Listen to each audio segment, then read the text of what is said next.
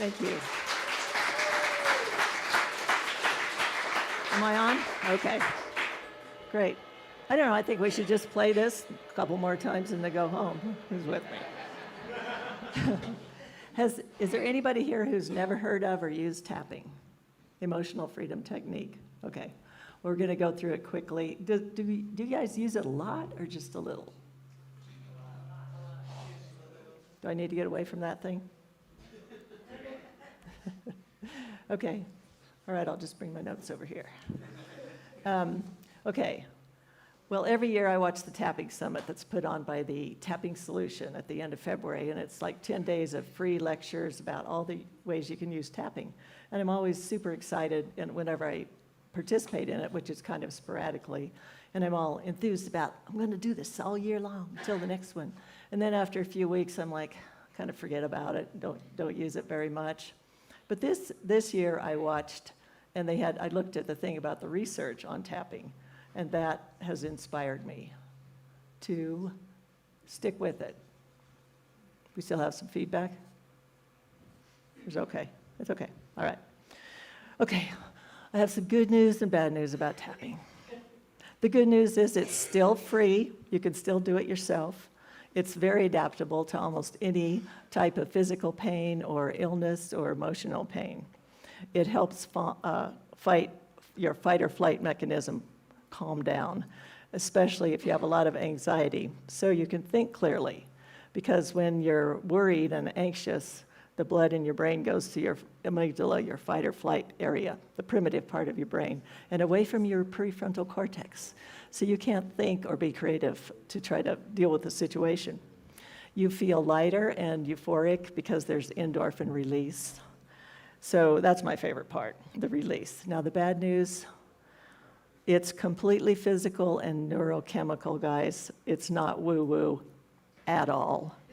So I'm really sorry to let you know this. It's completely physical. One of the things I learned at the seminar this year, which I didn't know, but apparently lots of people do know, I always thought that the meridians, which are involved in tapping and also acupuncture, I thought that it was just an energetic channels through your body. But it turns out there is an actual physical circulatory system for the meridians, and that the tubes are very tiny, so they're hard to detect, but they can use the kind of dye that they put in to show whatever's going on in your body, and they can see the meridians. It's a physical presence. And in fact, the dye collects at the little nodes that the acupuncturists use. So it's pretty cool.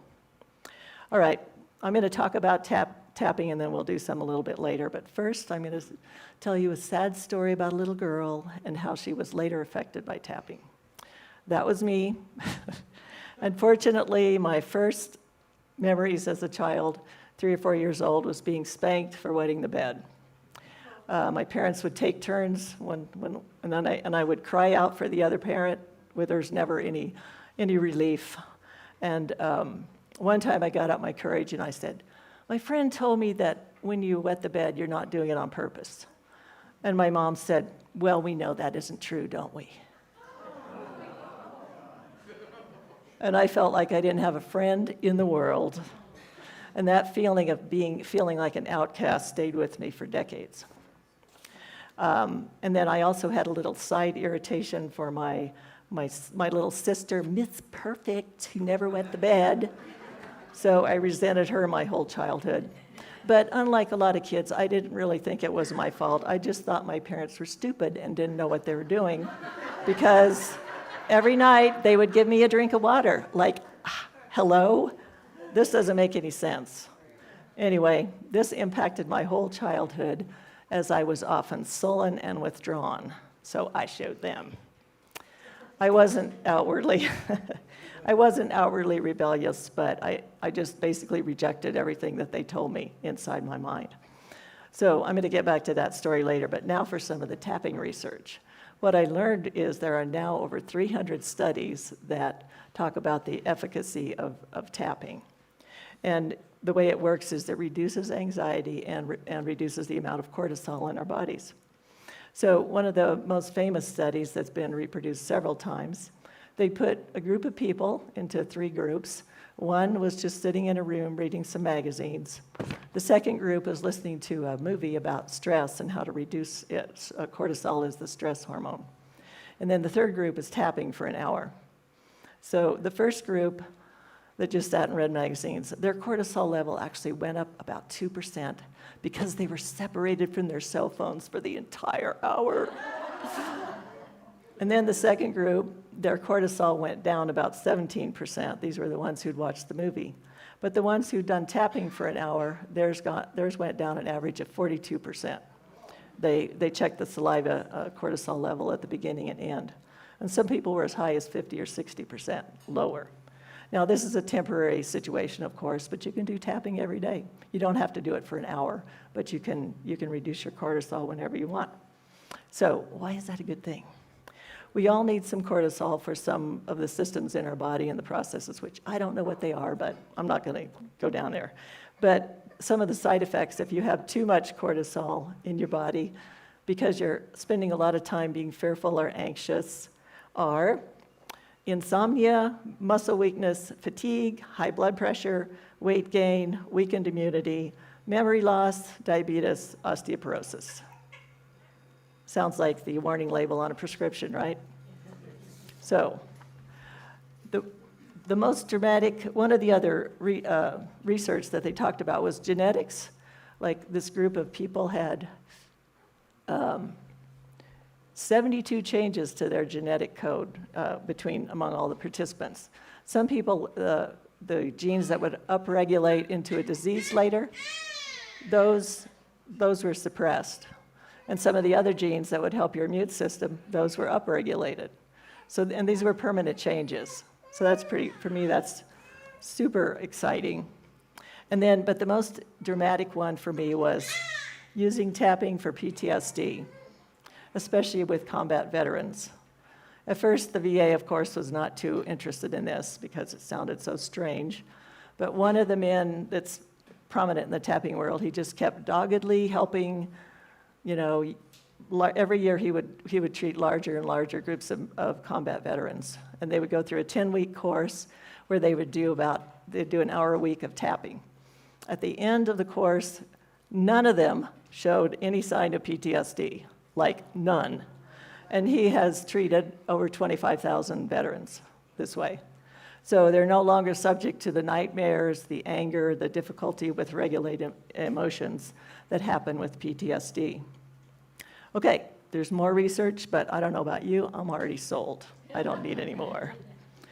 Okay, so let's go on to some tapping. A lot of people hear about tapping or they try it or they get introduced, but they give up because they don't want to do it wrong. They think, I don't have that fancy script that I saw on the program, so I can't do it. And then the main thing, though, is just to talk about the issue in your own words. And there are hundreds of videos on YouTube about tapping for any particular situation that you want to talk about. Originally, they decided that you should tap. Somebody told me this 20 years ago, very earnestly. You need to tap 25 times on each point before you move to the next one. I'm like, I'm going to fall asleep or I'm going to have holes in my head. This isn't going to work for me. And then they kind of refined it and they decided, no, if you tap 5 or more times on each point, that's good enough. But you have to use 2 fingers. You have to use both hands. And I'm like, okay. But a few years ago, I saw a video with one of the prominent people in the tapping world, and she's like, she didn't count. Sometimes she skipped a point and went on to the next one. It doesn't really matter because you'll get it the next time around. And I'm like, okay, that's my style of tapping. One of the other things from my childhood is I don't like being told what to do. But that's probably everybody, right? So one caveat, if you have very deep trauma, you might want to get professional help with this. Lots of chiropractors use neuro-emotional technique, which is similar to tapping, except it's much more in-depth. So if you have a deep trauma, that you might stir up more angst than you can handle, so you would want to talk to a professional for that. But most of us just have mild emotional blocks stored in our bodies for memories, and the tapping, the action of the tapping, it sets up a pulsing effect in your body, and it stirs up that emotion that's been stored in different places, stomach or back or whatever, and says, get your stuff because you're leaving today. And the brain biochemistry changes and it scrambles all that, whatever that problem was that was stored in your body, gets rid of it, and also gives you that euphoria. Okay, one person has never heard of it, but are most of you familiar with the tapping routine? You tap on the endpoints of your meridians, which are around your face and upper head. And we start with a setup statement, which you talk about your negative, whatever the thing is that's bothering you, whatever physical or emotional problem. And then you pair it with a statement such as, even though I'm struggling with this problem or whatever, I still love and accept myself. And if you can't bring yourself to say, I love and accept myself, you can say, that's how I feel and that's okay. So if you'd like to, okay, hold on. First, on a scale of 1 to 10, we try to guess where we are at this time to see if our tapping has any effect at the end. And I thought I would demonstrate on the issue of I'm not good enough, since most of us have some degree of that in the world. The 0 would mean, what are you talking? I'm amazing, and I know it. So that would be 0 on that schedule. And then 10 would be, I'm hopelessly not enough, and I never will be. Okay, we start with this negative statement, and some of us are shocked about saying something negative because that's almost illegal in the US to say something negative outside of your mind. But really, it works better. The more creatively and dramatically you can complain, the better it works. So you can follow along with me. You can repeat after me out loud or in your mind, or you can even change the words to fit yourself better if my words aren't correct. So I'm making this up right now. Okay, the opening statement is, even though I feel like I'm not good enough, I still love and accept myself.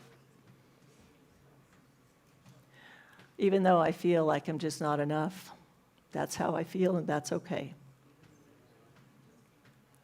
3 times. Okay, one more. Even though I feel like I'm not good enough, I accept myself and I love and accept myself.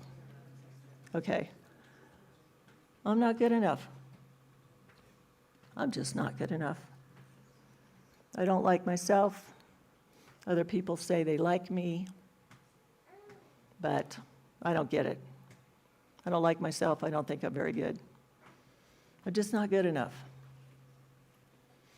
I've never had respect for myself, no matter how hard I try. Just not good enough. Okay, so that's one round of tapping. We're going to do 2 more on the negative side. Okay. I'm just not good enough. I try and try, but I still don't get the effects that I want. I don't get the results I want.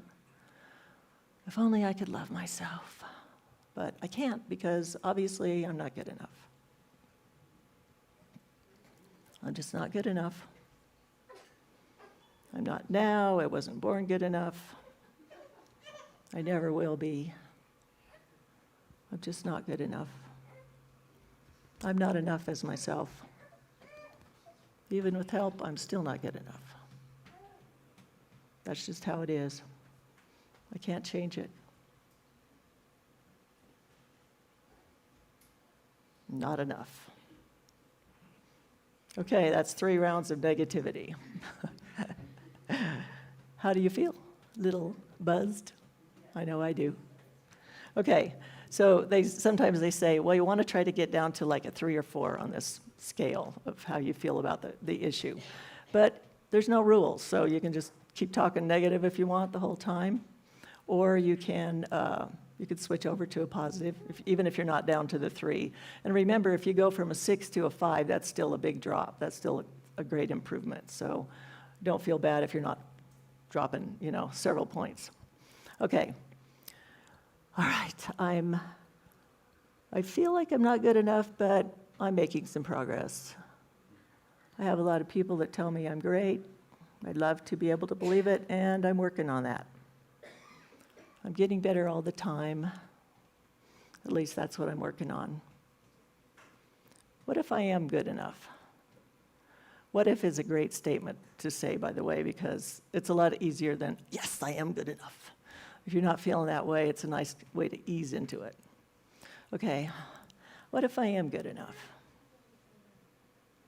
What if my efforts are worthwhile? What if I'm getting better all the time? What if I'm learning to respect myself? What if I am good enough? What if I don't need anybody else to tell me that I'm good enough? I can do it myself. What if I am good enough?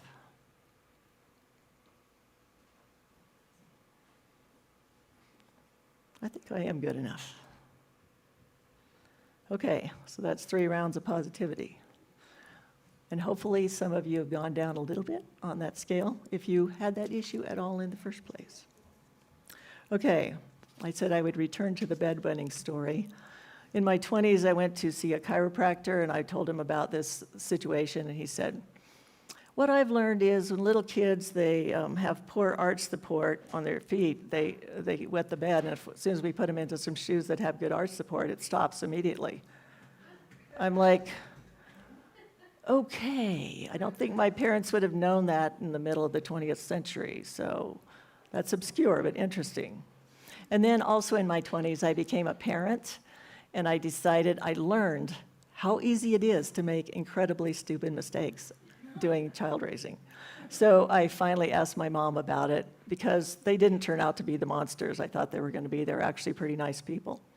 And I said, why did you guys do that to me? And she goes, I am so sorry.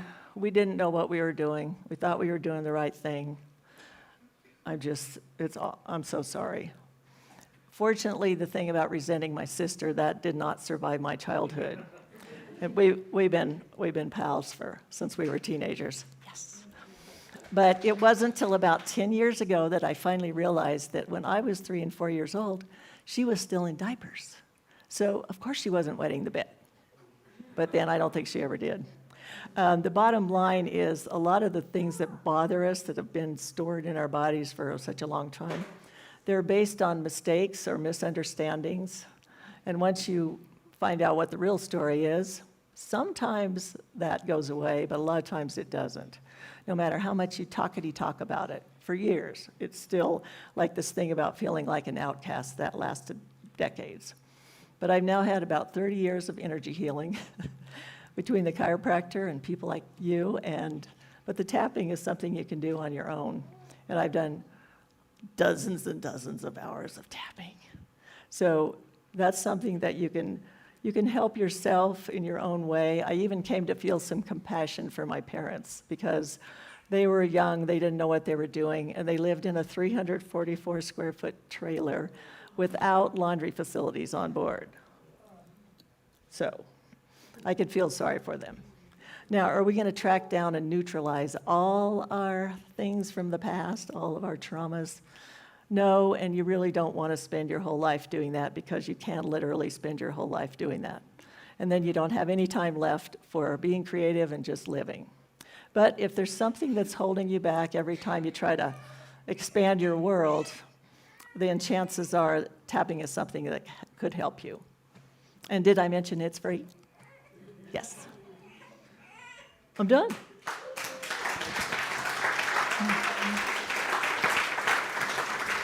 Thank you.